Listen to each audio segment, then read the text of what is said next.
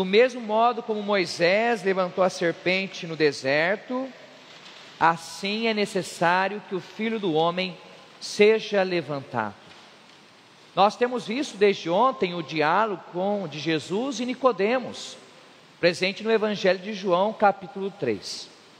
E se vocês se recordarem da palavra ontem proclamada, Nicodemos foi de noite ao encontro de Jesus. O Evangelho de João é um evangelho que exige de nós uma sensibilidade espiritual. Ele não foi escrito para quem precisava ser evangelizado e conhecer Jesus Cristo. Ele foi escrito para quem já estava na comunidade cristã e precisava amadurecer o seu processo de adesão, de seguimento a Jesus. Uma coisa é anunciar a palavra de Cristo para quem ainda não foi batizado, para quem ainda não foi convertido. Outra coisa é anunciar a palavra para quem está na igreja. E por incrível que pareça, às vezes é mais fácil falar de Jesus para quem está fora do que quem está dentro. Pois quem está dentro às vezes pode ter a falsa segurança e a falsa sensação de saber tudo, de pensar que não precisa crescer na fé, no conhecimento da palavra de Jesus Cristo, e eleger a rotina espiritual como uma forma de ser e de viver o Evangelho de Cristo. O Evangelho do Senhor sempre deve incomodar-nos, ou seja, tirar-nos do nosso comodismo, da nossa autossatisfação, do absoluto que pensamos já ter alcançado pelo simples fato de estar fisicamente na igreja. O estar fisicamente na igreja é o primeiro passo. Sair da casa, vir participar da Santa Missa, servir a comunidade, é o primeiro passo. Não é o último e nem será suficiente para nós acolhermos tudo aquilo que é o mistério do Senhor. Nicodemos então vai de noite, e João está falando isso para uma comunidade que entende a relação entre luz e trevas. Jesus no Evangelho de João vai falar: eu sou a luz do mundo. Isso ele falou inclusive antes de curar o cego de nascença. Por que Jesus é a luz do mundo? Como que ele nos ilumina? Aqui nós precisamos então retomar aquilo que a própria palavra de Deus nos diz. Em Gênesis capítulo 1, versículo 3. Qual foi a primeira realidade que Deus criou poeticamente, segundo o livro do Gênesis? E Deus disse: faça-se a luz. E a luz se fez. Em Isaías capítulo 9, versículo 1, se diz que o povo que andava nas trevas viu uma grande luz. O Salmo 27 diz: o Senhor é minha luz e minha salvação, de quem eu terei medo? Então a luz no Antigo Testamento é sinônimo da ação salvífica de Deus na história. Ou seja, Deus que vem ao encontro do ser humano para libertá-lo do poder das trevas e da escuridão de uma vida sem sentido.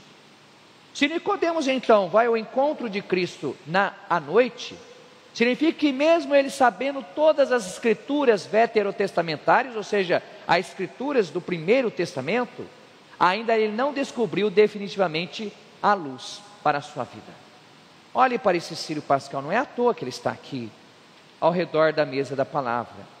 O Círio Pascal ele foi abençoado no Sábado Santo, quando nós também acendemos as nossas velas no Círio Pascal, e foi cantado para nós o pregão pascal, dizendo que essa luz que brilhou no meio das trevas, foi Jesus Cristo com a sua ressurreição.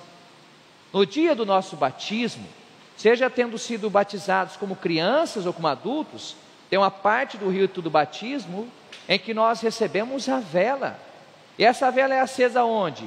Na vela do altar? De modo algum. A liturgia não diz isso. Onde ela é acesa? No Círio Pascal. Porque é na presença do Senhor ressuscitado que uma pessoa ela é iluminada pela presença de Cristo, que ela é salva pelo mistério da paixão, morte e ressurreição do Senhor. Os primeiros cristãos até o século IV chamavam o batismo de iluminação. Todo batizado deveria ser uma pessoa iluminada.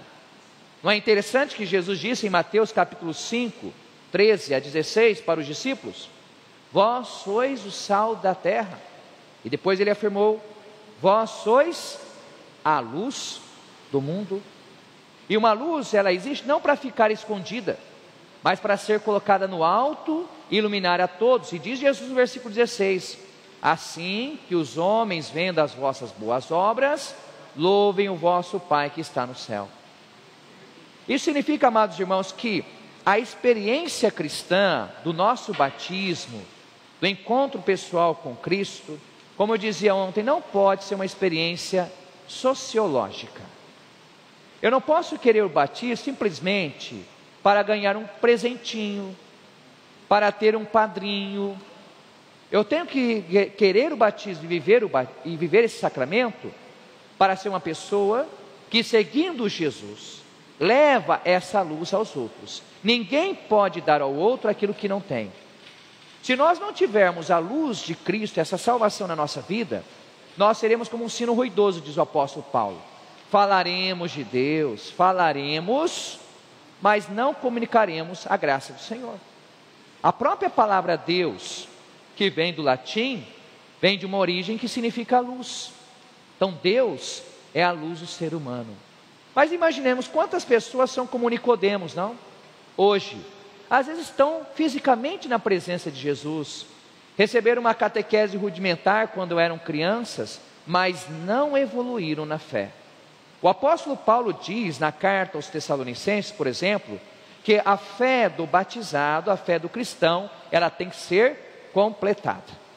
Eu posso ter 70 anos de idade, posso ter 40, 30, 20, não significa que eu ainda não tenha algo a aprender.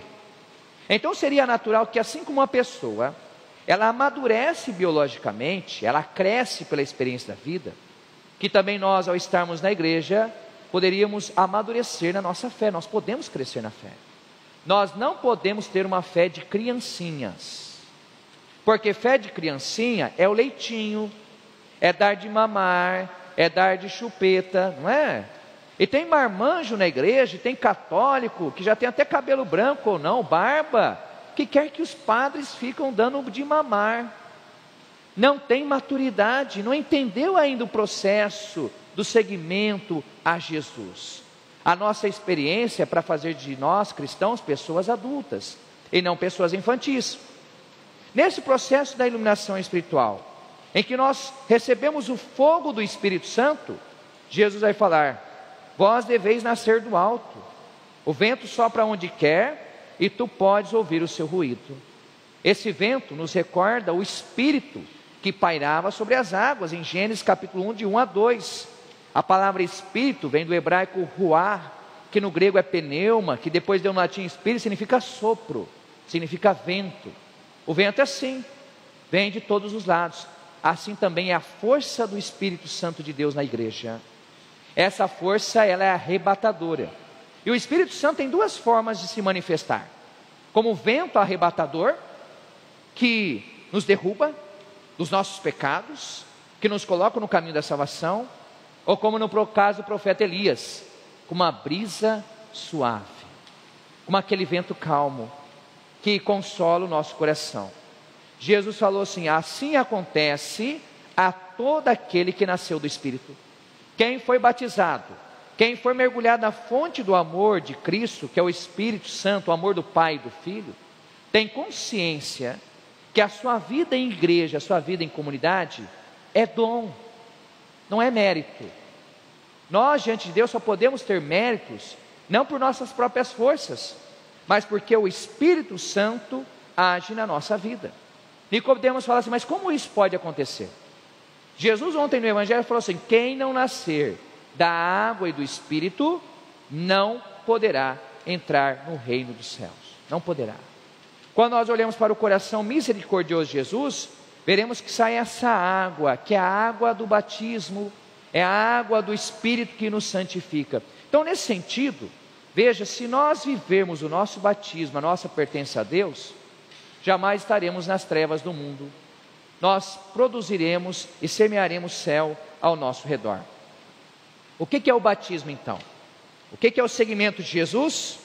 É chegar diante de Jesus e contemplar a sua entrega na cruz. Nós celebramos isso na Sexta-feira Santa. Assim como Maria, mãe do Senhor, Maria Madalena, as mulheres e o discípulo amado, nós os colocamos aos pés da cruz de Jesus. Quando nós católicos usamos o crucifixo no nosso peito, não é porque nós cultuamos um Deus morto, longe disso como nos acusam. É para nós nos lembrarmos do tamanho do amor de Jesus por nós. É para nós jamais nos esquecermos que se nós somos iluminados, se nós somos sal da terra, luz do mundo, se nós somos membros do corpo de Cristo Jesus, é porque Ele, antes que nós o amássemos, Ele nos amou até as últimas consequências. Vocês vão se lembrar da Sexta-feira Santa, que diz o evangelista João, que quando Jesus morreu, Ele expirou, Ele soprou. Já no mistério da cruz nós vemos a presença do Espírito Santo. Mas não somente na cruz, na Sexta-feira Santa, mas também no domingo de Páscoa, como nós vemos em João capítulo 20, quando Jesus, se colocando no meio dos discípulos, disse-lhes: recebei o Espírito Santo. Aqueles a quem perdoardes os pecados, eles serão perdoados. A quem não os perdoardes, eles serão retidos.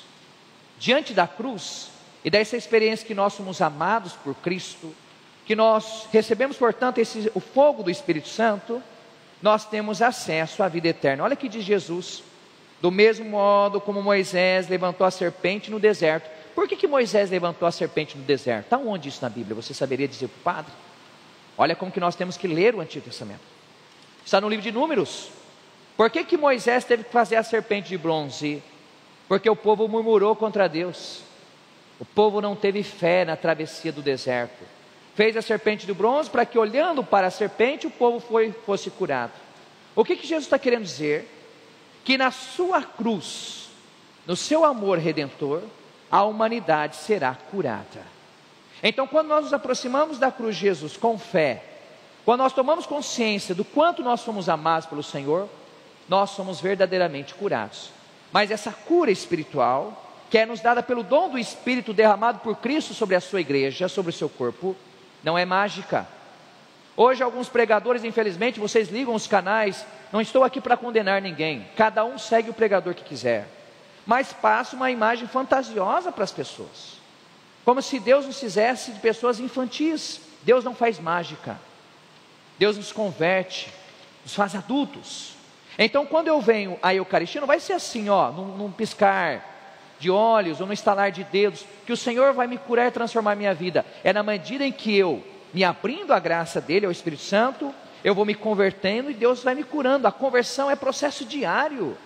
Conversão não é mudar de igreja, como muitos falam. Às vezes as pessoas mudam de igreja, elas ficam piores, ficam preconceituosas, ficam caluniadores. A conversão verdadeira é deixar Cristo na sua cruz nos abraçar e nos renovar, nos iluminar com o seu amor. Para nós encerrarmos, amados irmãos e irmãs, veja que a liturgia pascal é muito profunda na nossa vida de fé.